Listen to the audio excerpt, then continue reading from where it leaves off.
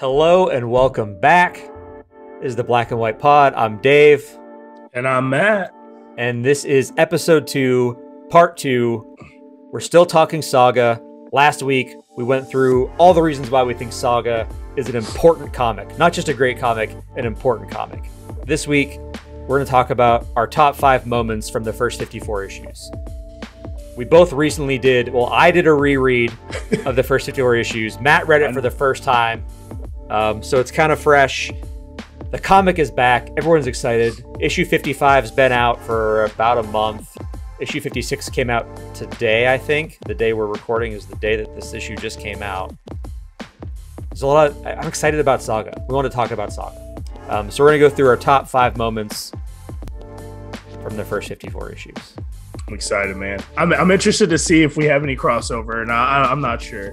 I think we'll have some crossover. Okay. I'm more excited to finally disagree about something. We're now, 2.66 episodes in. No, 1.66. Dude, math is hard. Yeah. We're some amount of episodes into this thing. We've almost not disagreed at all. It's bound to happen at some point. We might have to change our name to Black, White, and Gray or something like that. It's a lot of agreement, but yeah. It's okay. That's okay, though. So you're starting. All right, I'm going to kick it off. My number 5. I'll hold up my hand. Number 5 for those watching on YouTube. My number 5 moment from the first 50 issues of Saga. When Yuma sacrifices herself to repair the engine of the spaceship when Marco and Prince Robot are almost captured by the Robot Kingdom. All right. This man, you can't, if you're only listening, you can't see this man shaking his, we're already disagreeing. I love it. There's a reason. Because I think in general, Yuma was an unlikable character, at least for me, because I think that she set Alana down a path that was not a good one. She got her hooked on Fade Away. Fade away. Yeah, okay. She got her on that Fade Away. She was. I don't think she was necessarily a bad character, but I don't think she was a positive influence. Okay. And I personally, while I was reading Saga, I disliked Yuma. I don't know. I was not a huge fan of Yuma. I think that one final act, and I'll tell you, not only did she kind of sacrifice herself in like a really interesting redemption moment, but she also saved Gus. Okay. Because Gus was about to walk in there and sacrifice himself because that's the kind of dude that Gus was. She knocked him on the head with the fire extinguisher. She popped as much Fade Away as she probably could. She got high as fuck and she saved everybody. And that's what the art said too in the issue, too, if I remember correctly. When she died the way that she lived, high as fuck. That's funny. I thought it was an interesting redemption moment, and one that I actually, because of Fiona Staples' art, made me feel something. That was made me feel something. I like comics that make me feel some kind of way. All of my top 5 moments got me feeling some kind of way. This one, it was sad, even though it was a character that I didn't like. It was sad. All right. Well, I hope I can keep up with you. My number 5 was when issue 15, when Sophie accidentally stabs the Will in the throat. It's a good one. Super graphic. Pretty much Sophie was a sex slave on this planet called the Sextillion, if I remember correctly. And the Will ultimately goes to do a job, finds out they're trafficking young children, ends up killing the captors and taking her with him. The Will starts to develop a relationship. She doesn't really even have a name at that point. So like the Will is the one who adopts and gives her the name Sophie. And I don't remember the name. She named herself. Okay, so he told her she can pick her own name. She named herself. Okay, so she didn't have a name, but yeah, the Will was somehow involved in her getting a name. Yes, because she didn't have a name. Good correction. So, they're on a planet and they get stranded. I remember like he had to call his freelance buddy. He was waiting on a job or something, and Sophie went out and picked some fruit or a berry or something, and it was laced with like a heroin like thing, and she started tripping out, and her mom a hallucination of her mother was like, kill him or do something. And it was just like the splash page of him like laying on the ground, was like bleeding out, and her standing over him. And I was just like, well, this has some like Michael Myers horror themes to it that I wasn't expecting. Like, people were getting killed up to that point, but like that was invoked some like horror movie, like my 3-year-old daughter running around with a butcher knife and like stabbing me, like some Silent Hill stuff. So that was my number 5 moment. That's a good one. That was one of the best like over the top violent scenes in the comic. Yeah, it was very. I like that one. That was a good one. That's a good one. You're still up. Give me your number 4. We're gonna snake this. We're gonna snake draft it. Snake draft. All right. My number 4 now. Not like the most epic or crazy thing, but I remember texting you. I know, like early doesn't on, have to be epic. Just if it impacted you, man, that's your top. It's your top 5. Dave was like trying to get me on this series so much, so I know he was annoyed by like every issue because I was just like, text message, this is a badass moment. No, I loved it. I was not annoyed at all. I love it. Issue 24. I'm gonna call this one "Keep Your Friends Close, but Keep Your Enemies Closer." This was when Prince Robot and Marco became aligned for a common goal to save their family. What's the young robot kid's name? Squire, that's right. So Squire got kidnapped and Marco's family got kidnapped. And Prince Robot has been hunting Marco this entire story so far, the 20 issues thus far. And they come together and they're united for a common goal. Marco has got the shield out on the last page, and Robot's looking like badass with his little Mega Man armbuster cannon thing. And because it's that like robot Dango or something. Not Dangar. That's the Star Wars guy. Dangar's the guy, bounty hunter. I'm getting my franchises mixed up, but he ends up kidnapping them and they have to unite together. I get emotional on any like team up moment where 2 people come together, the Avengers, like all that. I love those moments. So that was like the equivalent to that in this story for me. Okay. It's a good one too. I like that one. Quick and easy. On to my number 4. There's gonna be a theme emerging with mine. All right. And it said a lot of this shit is sad. My number 4 top moment from Saga. The escape from Fang. Fang was the planet that they landed on after the mercenary stuff. They were hiding. Everyone's reunited. Yep. So they're all hiding on Fang, and they meet Curdy and his family. They're like meerkat people. Oh. Curdy was very, very important to Hazel. Curdy was basically Hazel's first friend. Oh, no. Curdy was also Hazel's first kiss. And unfortunately, they all just died horribly. I forgot about that. Oh, Dude, it was such a sad scene. The whole planet, that evil baby thing, right? The time suck thing. The time suck. Oh, so the time suck is destroying Fang, and Curdy's mom and all of his brothers and sisters, the whole family, who have been living with Marco and Alana and Hazel and the whole Saga crew. They've all been living together on the ship. So they've become very close. They're all leaving, and Curdy's mom says, "No, we'll be saved." She was so devout in her belief that they would be saved. Her whole family died. And the last one of them that you see is Curdy saying, "I believe, I want to be saved." He's dead. Sad as shit, man. That scene got me. So sad. Oh man. That's sad. I forgot about that too. Yeah. I just read that too. That's crazy. That's near the end. Yeah, it's kind of towards I guess we maybe should have prefaced this whole thing with there will be spoilers, I guess. Well, I hope you listen to episode 1 because we said that we're gonna avoid spoilers, but it's kind of inevitable for a top 5 moments. It's really kind of hard to not. Yeah, I guess it's implied we're gonna be talking about some crazy stuff that happened. So So if you're still here, that's your second warning, I guess. So on to number 3. And this one also involves the time suck. This is the end of issue 10.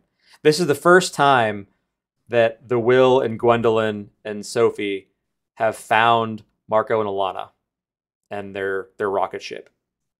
And they're attempting to, the Will's trying to collect his bounty, which is to kill Alana and Marco and bring their kid back to whoever is the highest bidder. And in that entire encounter, the time suck rips a giant hole open in the Will's ship, and Lion Cat floats into space. And while Lion Cat didn't die, the 4 weeks in between issue 10 and issue 11 were extremely traumatic and distressing for me, because I thought that this guy had just fucking killed Lion Cat. And I was so mad because I love Lion Cat so much.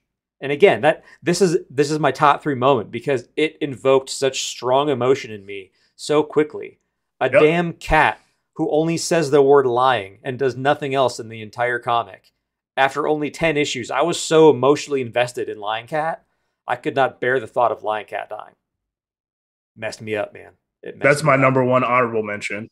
That didn't make that. We're doing honorable mentions. I didn't know that. You know me. I had honorable mentions. That Lion Cat was definitely my honorable mention. I was messed up because once again, I was texting Dave. I was like, "Yo, I love this cat. I don't even like cats like that, but like, I love this cat. I'm down with this cat."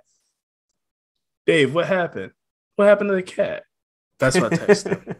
Like, honorable mention for sure. I couldn't ruin it for you either. I had to just let it ride. Yeah, exactly. Couldn't say anything. Like a good friend. Yeah, man, let that's it crazy. just ride. Yeah, this is great. Yeah, good stuff. Is this my number 3? Yes. Yeah, you're number 3. All right. Am I snaking back too, or am I just doing 3? Yeah, you're doing 3 and 2. Okay. Oh man, that's what hurts me.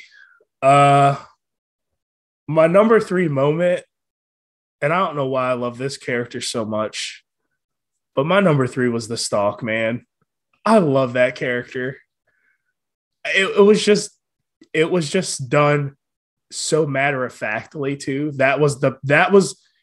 These are the things with a Walking Dead or an Invincible or something like that. Like, it's just done so quickly that it jars you, and that really hit me. The Stalk is a bounty hunter that has like spider legs and has like 100 different weapons, or 8 different weapons, because she has spider legs. The Stalk is so amazing. Yeah, it's just an amazing spider legs, character design. Spider body, no arms, titties out. Let's go. Yeah, just spider like head too, kind of. Yeah, just an awesome character design. And what ends up kind of happening is Marco and Alana end up like just kind of like killing, or not even killing. I just think they like incapacitate some like soldiers, and like Prince Robot like comes up and rolls up on the scene, and the Stalk is there, and like the Stalk is even trying to like say like what happened, but like dude just blasts her. Done. And that was the last page, and she was on the phone, I think, with the Will or someone. There was a phone, and they were like, "Hello." I remember that from the last panel, but I thought we were going to have that character for a while, because they were such a fearsome like character, such a fearsome bounty hunter, but like just gone. So yeah, just the unnecessariness and the matter-of-factness of it just really hit me. So my number 2. Hold on, before you do number 2, go ahead. Can I insert one fun real life fact? Sure. This is also a bit of a trivia. No, it's not trivia. It is kind of trivia. It's some Dave trivia. For those that don't know, I'm in a couple of bands. One of those bands is a metalcore band called Hollowed Out. Shameless. Shameless promotion. Shameless self-promotion. We have a song called The Stalk. Yes. And it's named after that character. Are you kidding me? That's awesome. The song's not about that character, but the name of that song came from the Stalk from Saga. That's awesome. Great. That's great. My number 2 moment was issues 43 through 46. And that would be the whole arc with Curdle, the brother of Hazel. Is that how you say it? Dude, just the whole ultimately what it ends up being is an abortion angle in the story, and I was not prepared for that. So Colonel was also the guy who died, right? Or is that in the time suck? No, that's or was Curdy. that a different Different. Curdy? Okay, so similar I got name, but different. Yeah, all right. So I was like, why do they have the same name? Okay, so yeah, pretty much at the end of whatever arc that was, Alana is pregnant with a child, and I don't remember exactly what incident happens, but she falls, and at the end of that trade, it's her and Marco, and Marco's like, I can't hear the heartbeat anymore.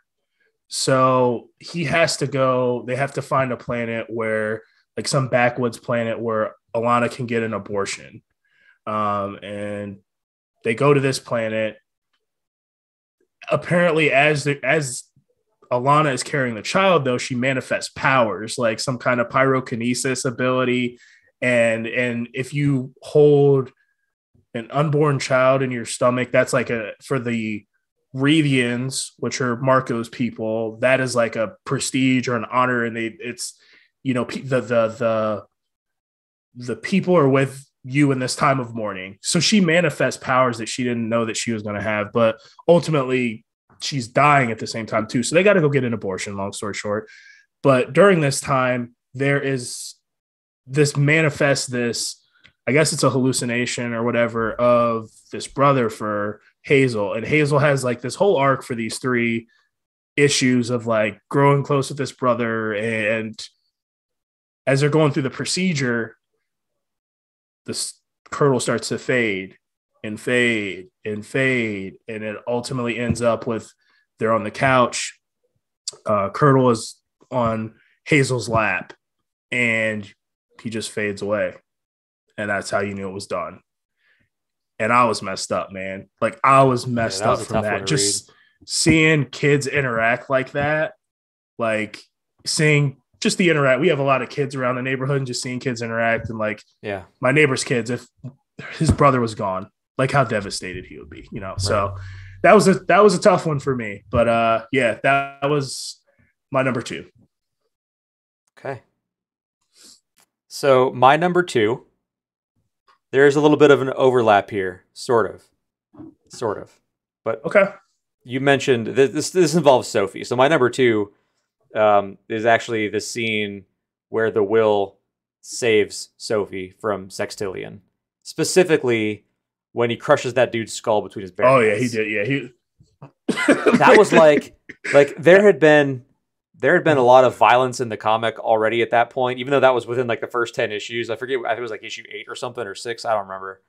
Early on, this happens, but that was the first time that I was like, whoa, like they're serious with the violence. But this is also awesome because like you get this sort of living vicariously through the will moment where he just absolutely murks this dude that's exploiting a child in like the most disgusting and gross way possible. It's just such a satisfying death. Loved it. Absolutely loved it. Yeah, man, I like violent media and all that stuff. I think a lot of us do, but I think I'm like ultimately kind of a pacifist in nature. But like, someone steals your watch, your property, or whatever, like that stuff can be replaced. Like a child's innocence cannot be replaced. So like that would be the response that I would have, that I think any of us would have to someone who does that. And if we had the power to do something about it, like getting like shot is one thing, laser beams, through the stock or whatever, like, and a little stabby, that's one thing. But like that intimateness of like, yes, I don't know, like I'm podcast listeners, I'm turning to the dark side right now, just so you know. But yeah, you should watch this one on YouTube. You really should. It's probably a good Matt's one. making great faces in this episode. Yeah. So, should I do my number 1? No, your number 1's going last. You get to go last. Okay. Since I started it, I want to make. Man, I hope I can live up to it. But all right, I hope we have the same number 1. That'd be incredible. We definitely do not. Okay. I'm 100% positive we don't have the same number 1. Okay. So my number 1. Should put some DraftKings on it. I said that every single one of my top 5s has me feeling some kind of way. This one doesn't make me sad. Okay. Number 2 didn't make me sad either. But I've made it known very publicly to anyone who will listen that Petrichor is my favorite character in Saga. Like it's not even close. Like Petrichor is absolutely my favorite character in this comic. There is a scene in Volume 8 that I'm going trade Volume 8 because I couldn't find the issue number fast enough. I had to go with the trade. This is actually during Compendium 1. Well, so the compendium is actually how I did my reread. I read the compendium digitally, the whole thing. Yeah. So Volume 8, this is the volume, this is the abortion volume. Oh, yep. This is when they're on that planet. There's a scene where Petrichor makes an appeal to the gods. She does some sort of like, I don't know if it's like magic or what, but like there's like some blue fire on the ground. She makes an appeal, and the last thing that she says, she's looking up, and she says, "Please send me someone to fuck." Yeah. And both times I've read that in the comic, both originally when it first came out, and most recently, a couple of months ago when I was doing my reread, very relatable sentiment in my life. I thought I don't know. It's such like a raw vulnerability, and also something that I think if you're a human being, you have gone through that at some point in your life. 100%. Your boy has been down bad many, many times. And that's like the most accurate depiction in a comic that I've ever seen. And it was my favorite character doing it. So absolutely my number one moment in Saga. I think I had it as like my Twitter bio banner for a while too.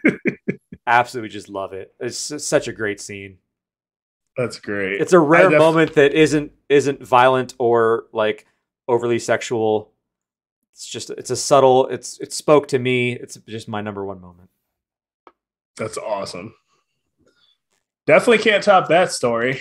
You don't have to top it, man. These are personal lists. This is just how we feel. There's no topping it. You don't have to top it. So my number one was in issue 11. Okay. Isn't it?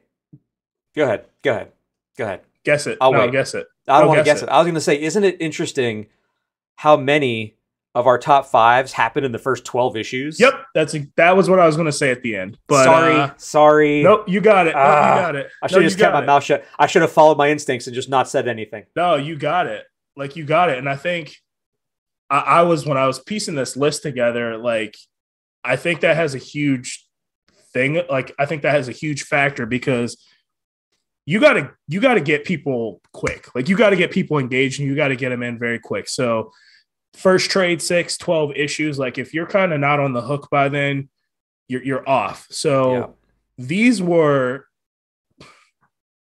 maybe this is why I like Invincible so much. The first 12 issues of that, essential. Walking Dead, the first trade of that, first 6 issues, there's a major thing at the end of the 6th issue of Walking Dead. Mm-hmm. You got to hook me quick or I'm off the worm. But issue 11, one of the most gut-wrenching things in the series to me, like when reading in the beginning, outside of like the stock, was when Marco's dad has a heart attack and dies. Oh, yeah. I almost put that at number 5. I almost had it at number 5.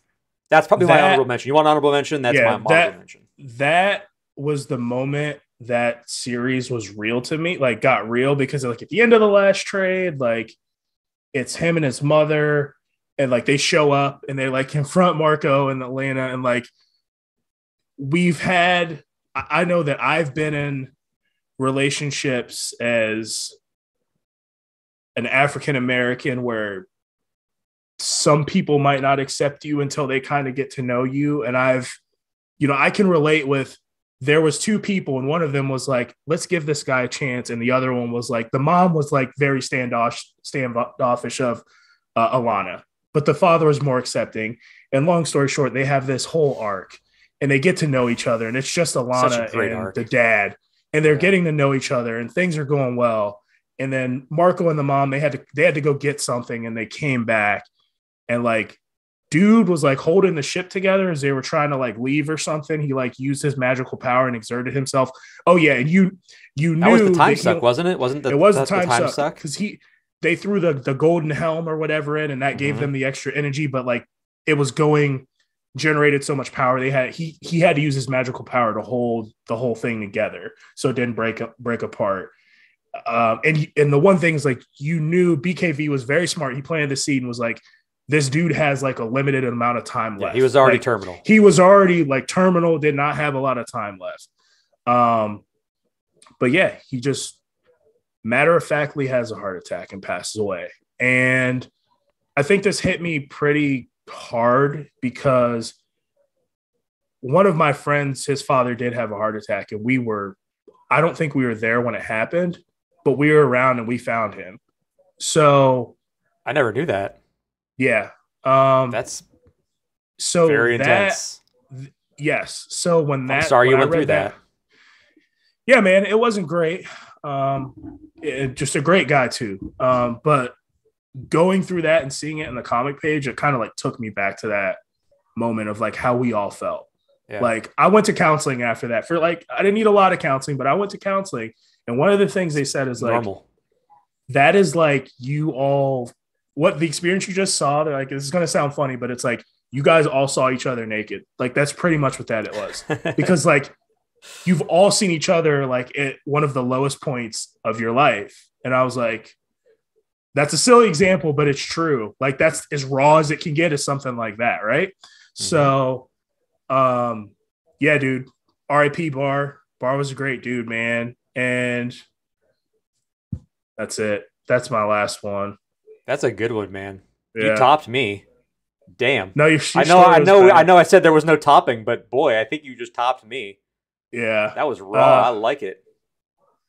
And then obviously the issue of 54 is an honorable mention. I this is a spoiler thing, and we can't spoil, but I'm going to kind of leave that out. I'm not going to go there because like I just listened to people are like, I didn't get it why people were like freaked out about this 3-year hiatus of Saga. Once I read it, yeah, I got it. I get it now. I understood. Yeah. So I don't want to spoil that. That's definitely a nugget we can not spoil. Well, it's going to come up in episode 2, part 3 for probably. Sure. Yeah, it definitely. It has to, I think, because this is a great segue into the wrap up here. But the next episode, the next part of this episode, we're reviewing issue 55.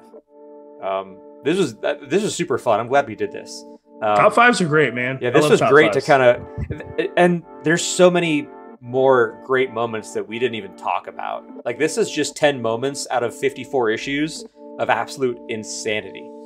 There's characters that were introduced, were extremely important to the story, and have died that we haven't even mentioned yet in the first 2 parts of this episode. There's so much of this comic. There's so much. It's so great. If you're not reading Saga yet, you have massively missed out. Massively missed out. Thank you for sharing all of your top 5s, Matt. Those were awesome. Thank you for sharing yours.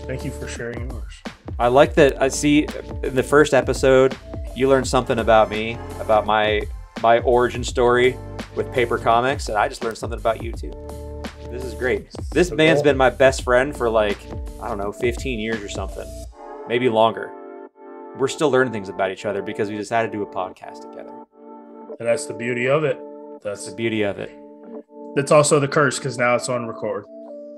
Well, yeah. That's okay, though. True. Okay, though. Just so you know, we went a little bit longer than you'd like to be. That's okay. It happens. Okay. It happens. These were good discussions. Good shares. All right. Well, my wrap up kind of lost its way a little bit. I'm very sorry for that. Thank you for listening or for watching if you're watching on YouTube. We'll be back next week to talk about issue number 55, the glorious return of Saga, and some things that we want to see in the last 54 issues of this comic, because we know it's only going 108 issues. It's very sad. We got the first half.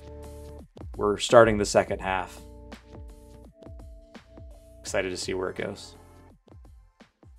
Peace. Later, y'all.